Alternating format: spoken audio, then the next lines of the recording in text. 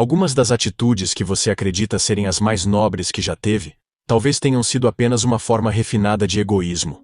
E o pior, é provável que você nunca tenha se dado conta disso. Por trás do seu gesto generoso, da sua bondade gratuita, ou até daquela compaixão que te fez se sentir elevado, talvez estivesse escondida a mais pura e vaidosa busca por validação. Já parou para se perguntar por que você faz o bem? Ou prefere continuar fingindo que é só porque tem um bom coração?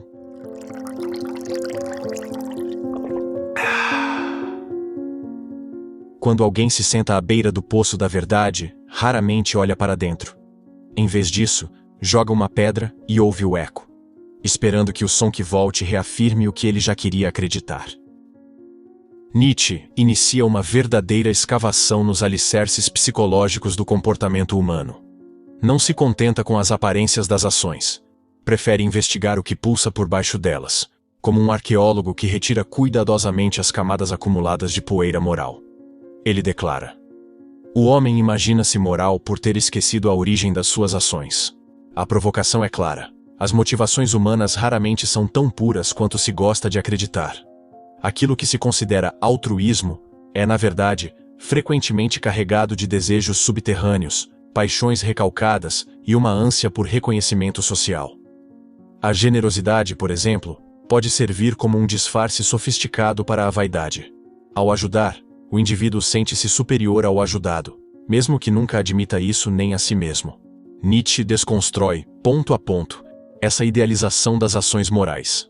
Ao contrário do que a tradição cristã ou kantiana havia pregado até então, de que o dever moral era algo elevado, desinteressado e racional, ele observa que até os impulsos mais nobres podem derivar de impulsos nada sublimes. Escreve ele: mesmo a compaixão mais ardente não deixa de ter um pouco de alegria em si. Alegria por não se estar sofrendo. E isso é desconcertante porque desmascara a compaixão como também uma forma de alívio pessoal. O sofrimento do outro gera, sim, empatia, mas ao mesmo tempo, reforça o alívio íntimo de não estar naquele lugar, de ainda poder exercer poder sobre o sofrimento alheio, mesmo que apenas com palavras ou gestos. Esse ceticismo nietzschiano encontra ecos em outras vozes do pensamento. Schopenhauer, por exemplo, que foi uma forte influência para Nietzsche em sua fase inicial, já dizia que a compaixão é o fundamento da moral. Mas mesmo ele reconhecia que há uma identificação emocional com a dor do outro que, de alguma maneira, beneficia o sujeito que compadece. Freud, décadas depois, desdobraria essa mesma linha em suas investigações psicanalíticas ao afirmar que não há ato humano isento de ganho narcísico. Ou seja, o que parece desinteressado, frequentemente está ligado à reafirmação do próprio eu. Nietzsche, então, propõe uma forma de olhar para si mesmo, não através das categorias morais herdadas da tradição, mas sim por meio da análise das forças que compõem o comportamento. O instinto de domínio, o medo, o desejo de segurança, o orgulho disfarçado, a vaidade sutil, o ressentimento camuflado de justiça. Ele afirma: todas as chamadas virtudes são, em sua origem, formas de egoísmo. Tal proposição abala qualquer construção idealizada sobre o caráter humano. Não se trata aqui de um julgamento moral, mas de um convite à lucidez. Entender que há interesses por trás até mesmo daquilo que se considera mais puro é um passo em direção à maturidade intelectual. Há, nesse exame, uma espécie de pedagogia da desilusão. Ao desvelar os mecanismos internos da ação moral, Nietzsche não pretende lançar o ser humano no niilismo passivo, mas libertá-lo da hipocrisia que o impede de conhecer a si mesmo. O conhecimento de si, aqui, é quase uma forma de ascese laica. Aquele que ousa encarar suas intenções sem adornos, começa a trilhar um caminho de autonomia. É por isso que ele escreve, com precisão: a consciência moral é o remanescente herdado do mais primitivo instinto de temor. Ou seja, o que se chama de consciência pode ser apenas o eco de um medo antigo, o medo de punição, de exclusão, de perder status, travestido de princípio. Essa perspectiva convida à auto-investigação constante. E se a bondade não for tão boa quanto se imagina? E se a empatia carregar sombras de orgulho? E se a justiça que se exige do outro for na verdade uma maneira de encobrir o próprio desejo de superioridade? São perguntas incômodas, mas necessárias. Elas exigem que se abandone o conforto das explicações fáceis e se aceite que o humano é, de fato, demasiado humano. Não há pureza incontestável. Não há gesto inocente. Há, sim, uma rede densa de impulsos, afetos e instintos que disputam a primazia da ação. Nietzsche, com esse exame da moral, não escreve contra a humanidade, escreve sobre ela com coragem e clareza. A crítica que propõe não é destrutiva, mas libertadora.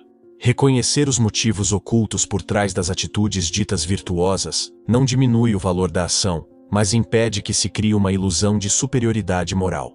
Permite que se atue com mais consciência, mais lucidez e, sobretudo, mais responsabilidade por aquilo que se sente e faz. Ao final dessa análise, o que permanece é a inquietação.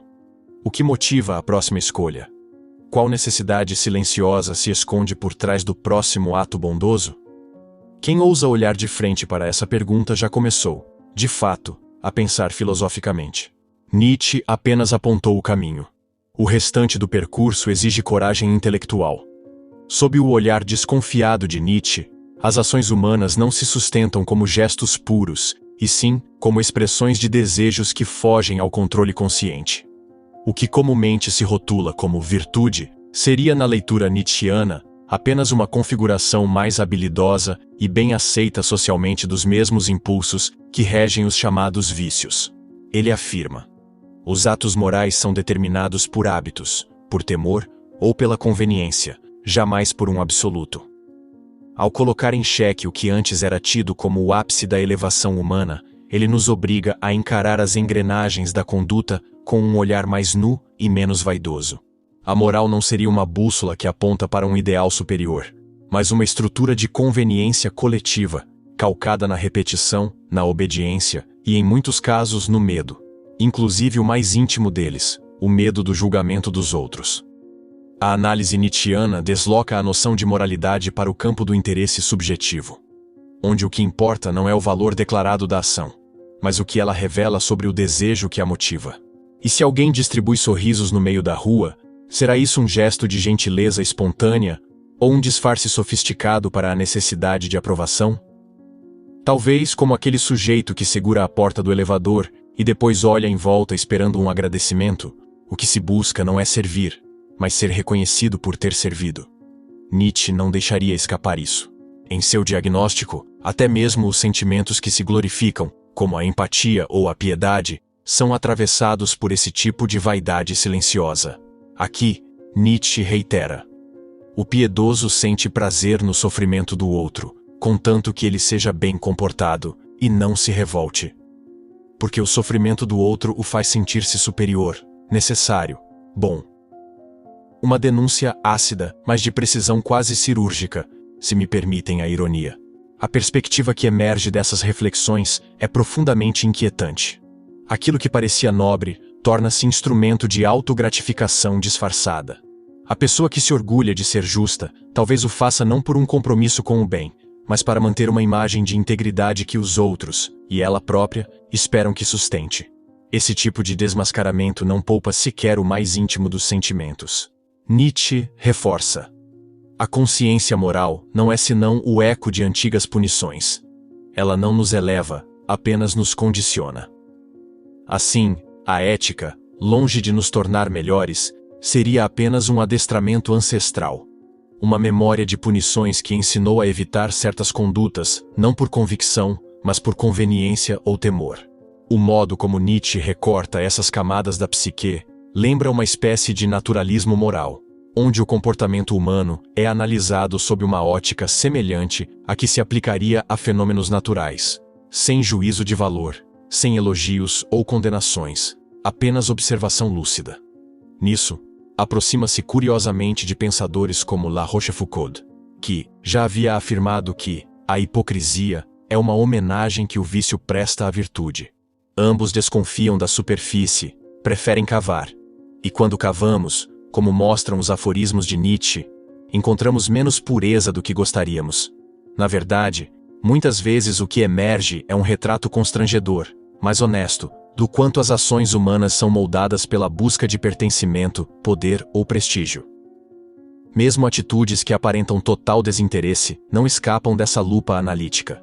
A doação anônima, o gesto discreto de ajuda, o elogio sincero feito na ausência do elogiado, tudo isso pode conter, em suas entrelinhas, a tentativa de reafirmar um ideal interno de bondade, não raro projetado por expectativas sociais introjetadas. É como aquele sujeito que insiste em dizer que não precisa de reconhecimento, mas faz questão de contar isso para todos, inclusive para estranhos no elevador. Há sempre uma pontinha de autoafirmação que se infiltra nas dobras do bem-fazer. Nietzsche propõe, então, um tipo de sinceridade radical com os próprios impulsos. Não para abandonar a ética ou viver de forma amorfa, mas para que as escolhas sejam feitas com consciência das forças que as motivam. Ele sintetiza esse espírito. A moralidade não é a doutrina de como nos tornamos bons, mas de como nos tornamos melhores. Uma diferença sutil, mas definitiva. Não há pureza, há movimento.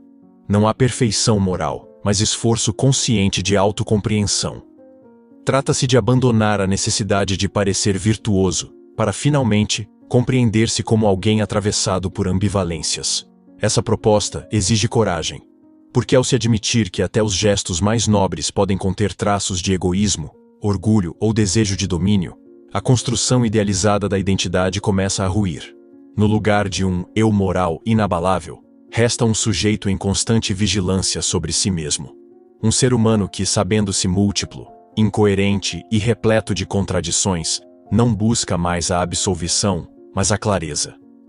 Nietzsche não quer seguidores que imitem uma nova moral. Ele deseja indivíduos que, finalmente, ousam pensar com a própria cabeça, mesmo que isso custe a perda do conforto das velhas ilusões. A introspecção proposta por Nietzsche não visa meramente desconstruir valores. Ela exige uma revisão drástica da imagem que o sujeito cultiva de si mesmo, especialmente aquela que se ornamenta com virtudes que tranquilizam a consciência. Para o filósofo, há algo de profundamente ilusório na forma como o indivíduo costuma se relacionar com seus próprios gestos. O autoengano, longe de ser uma exceção, é regra generalizada. Em Humano, demasiado humano, ele lança o seguinte diagnóstico. É frequente o caso em que alguém toma por convicções o que apenas são ligações a um partido, a um meio ou a uma classe, ou mesmo simples hábitos de espírito. E mesmo quando crê pensar por si mesmo, obedece às opiniões de muitos outros. Não se trata, portanto, apenas de observar ações individuais, mas de perceber como boa parte da moralidade cotidiana é herdada, imitada, absorvida sem reflexão. Uma convenção que se torna verdade por repetição, não por mérito. Tal crítica atinge um ponto sensível da identidade. A crença de que somos agentes morais autônomos, guiados por princípios próprios. No entanto, quando se olha mais de perto, percebe-se que muitos juízos que pareciam individuais são, na verdade, ecos do que se ouviu, leu, decorou ou interiorizou sem análise. A repetição, nesse contexto, transforma-se em convicção. E o que se chama de valores pode muito bem ser apenas acomodação. Como o sujeito que se diz contra injustiças, mas cuja indignação só aparece quando a injustiça o afeta diretamente, e que, diante do sofrimento alheio, responde com silêncios meticulosamente justificados com frases como "não é da minha conta" ou "não tenho informações suficientes para opinar". Nietzsche perceberia, aqui, o quão condicionado está o comportamento dito moral. Aqui ele pontua. Não é o medo de castigos divinos, mas o hábito, a rotina. O medo das consequências sociais que torna os homens bons. A moral como costume é mais forte do que a moral como princípio. Essa observação revela uma dimensão essencial da tese nietzschiana. O valor da ação não está em sua aparência externa, mas no modo como ela se origina. Uma atitude generosa, por exemplo, não se define pelo ato em si, mas pela tessitura que a sustenta, pelas intenções, pelos afetos ocultos, pelos vínculos psicológicos e sociais que lhe dão forma. E esse tecido quase sempre é feito de forças menos elevadas do que se gostaria de admitir. Quem doa tempo ou recursos pode estar, consciente ou não, comprando prestígio, cultivando imagem, disfarçando culpa, amortecendo vaidades, ou até mesmo testando uma ideia tola de superioridade espiritual. Como aquele que afirma com orgulho: "Não guardo mágoa de ninguém", mas mantém uma lista mental organizada de desafetos, atualizada semanalmente como quem cuida de um jardim malicioso. Nietzsche, como um moralista invertido, não denuncia isso com o tom acusatório dos moralistas tradicionais. Ao contrário, ele descreve esse funcionamento com ironia contida e precisão filosófica. A proposta não é condenar o ser humano por não ser virtuoso, mas libertá-lo da necessidade de parecer puro. Ele escreve: somos mais honestos com os outros do que com nós mesmos. E isso já é suficiente para expor o abismo entre a imagem que se projeta e os impulsos que, de fato, conduzem o agir. Essa distância, quando ignorada, gera não apenas hipocrisia social, mas também uma espécie de analfabetismo emocional. O sujeito desconhece o que realmente sente e age movido por ideias sobre si que nunca foram verdadeiras. Esse abismo é tão rotineiro que chega a ser cômico. Pense naquele que, ao ver alguém em apuros, exclama: se eu pudesse, ajudaria. E depois volta tranquilamente para seu café quente, sem nem cogitar levantar da cadeira. Ou aquele que, durante um jantar, tece longos discursos sobre igualdade e justiça, mas se recusa a dividir a sobremesa. A incoerência entre discurso e prática, para Nietzsche, não é escândalo, é estrutura. Trata-se de entender que a alma humana é feita de contradições, jogos de força, desejos conflitantes. Por isso ele escreve com firmeza: a profundidade do pensamento moral não reside em sua severidade, mas em sua compreensão das origens. Assim, ao expor a moral como construção instável, Nietzsche não prega o cinismo, mas propõe um tipo de vigilância que exige maturidade. Não basta parecer íntegro, é preciso decifrar o que, de fato, está em movimento dentro do sujeito. Isso implica renunciar à vaidade de querer ser visto como exemplar e abraçar a tarefa, infinitamente mais exigente, de reconhecer a si mesmo em toda a sua complexidade. Essa proposta, embora incômoda, é profundamente libertadora. Livra o indivíduo do peso de representar um ideal e o convida à leveza da lucidez. Como quem, ao rir de sua própria hipocrisia, finalmente começa a caminhar com menos máscaras e mais consciência. Agora, olhe com honestidade para as razões por trás do que considera seus atos mais elevados. Faça esse exercício sem pressa, sem disfarces mentais. Não é fácil, mas Nietzsche não nos oferece escapatória. Ele exige a coragem de desnudar as próprias intenções, e não com as palavras escolhidas a dedo para impressionar num jantar, mas com a sinceridade crua que se tem ao encarar o teto numa madrugada de insônia. Ele declara: o que chamamos de boa consciência é muitas vezes o resultado de ter evitado uma oportunidade de fazer o mal, e não a certeza de ter feito o bem. Há aqui um deslocamento essencial.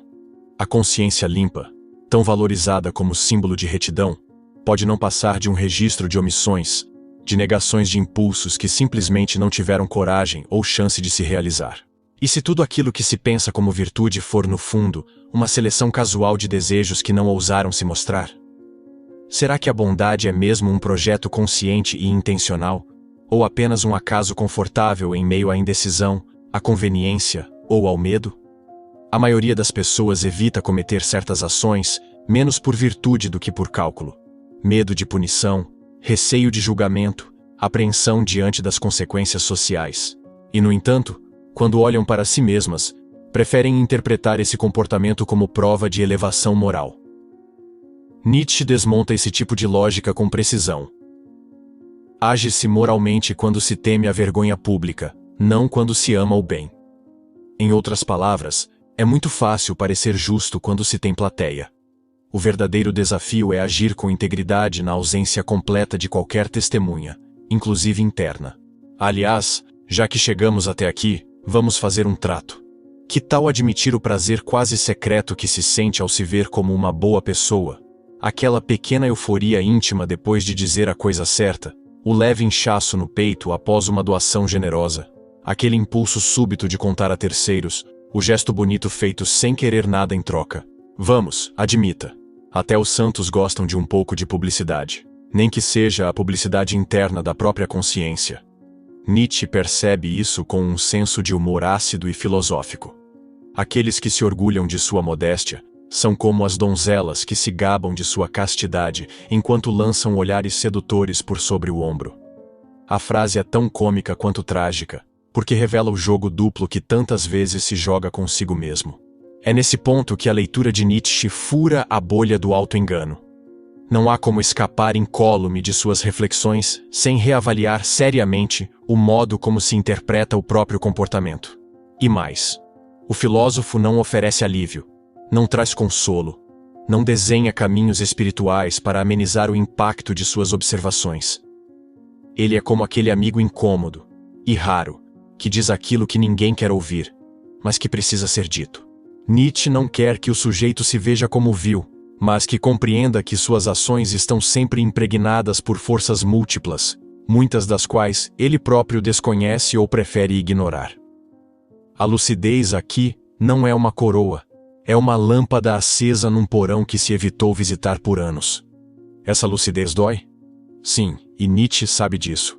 Por isso, recusa-se a adoçar o veneno. Ele prefere dizer a verdade, ou pelo menos, arrancar os véus que cobrem verdades mais desconfortáveis. Como quando escreve: quem julga os outros de maneira constante, finge superioridade para se proteger de sua própria insignificância. Aquele que aponta o dedo, muitas vezes, está tentando escapar do próprio vazio, inventando uma hierarquia moral onde ele esteja no topo.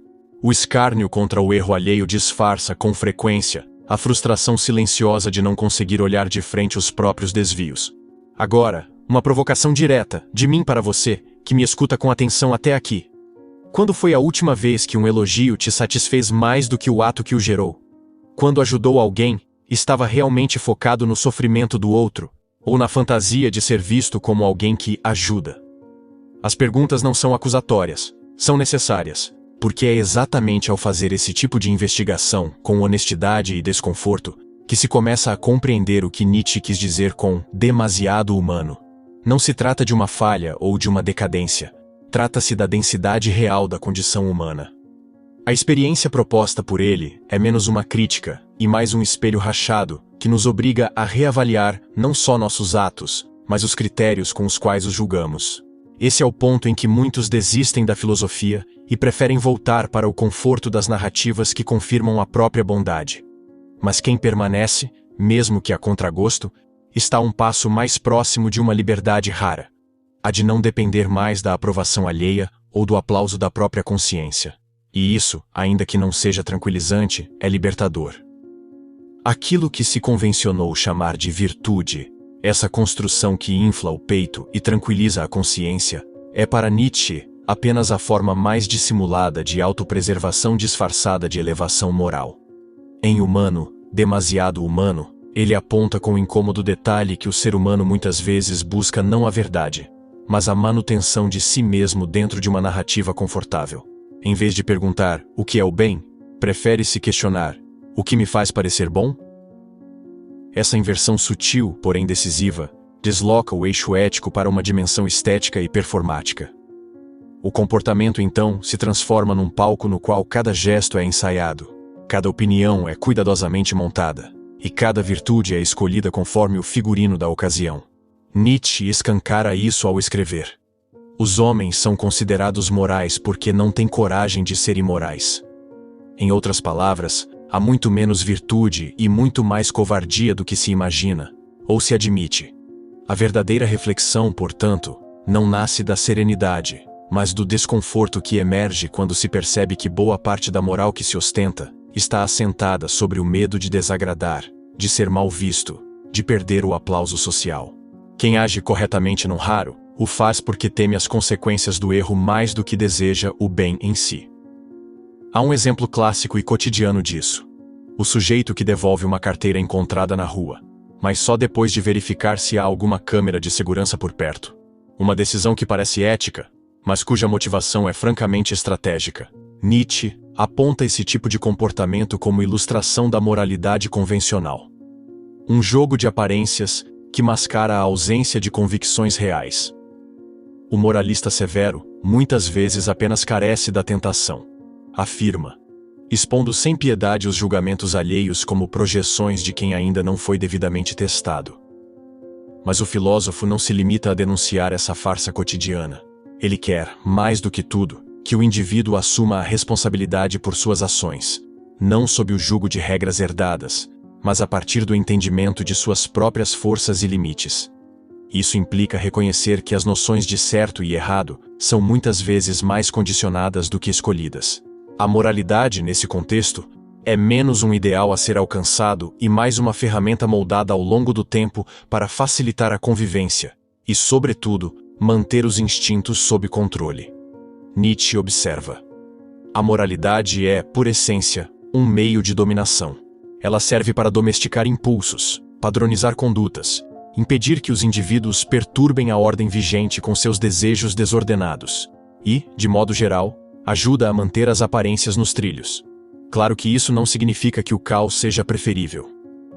Nietzsche não propõe uma vida sem regras, mas sim uma vida em que se saiba de onde as regras vêm, o que sustentam e a quem beneficiam. A diferença é colossal. Não é a conduta que se questiona, mas a origem da motivação. É o velho dilema nietzschiano: melhor um erro assumido do que uma virtude herdada mecanicamente.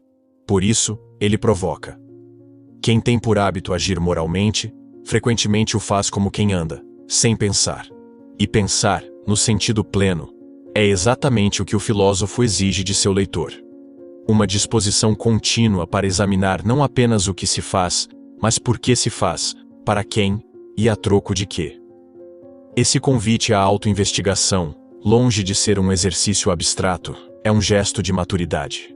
Ele exige que se abandone o orgulho de parecer bom para alcançar, talvez, algo mais raro: a autenticidade de ser honesto consigo.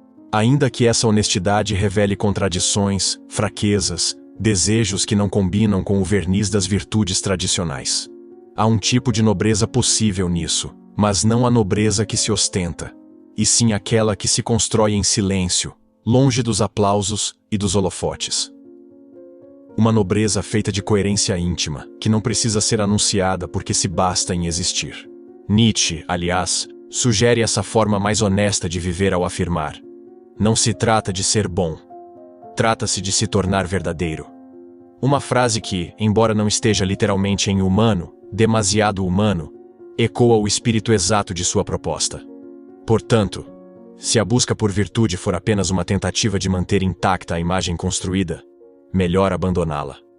A autenticidade é mais exigente do que a reputação, e aquele que tiver coragem de seguir por esse caminho se verá diante de um novo tipo de ética. Não aquela ditada por manuais, códigos ou dogmas, mas uma ética singular, viva, moldada pelo enfrentamento dos próprios impulsos.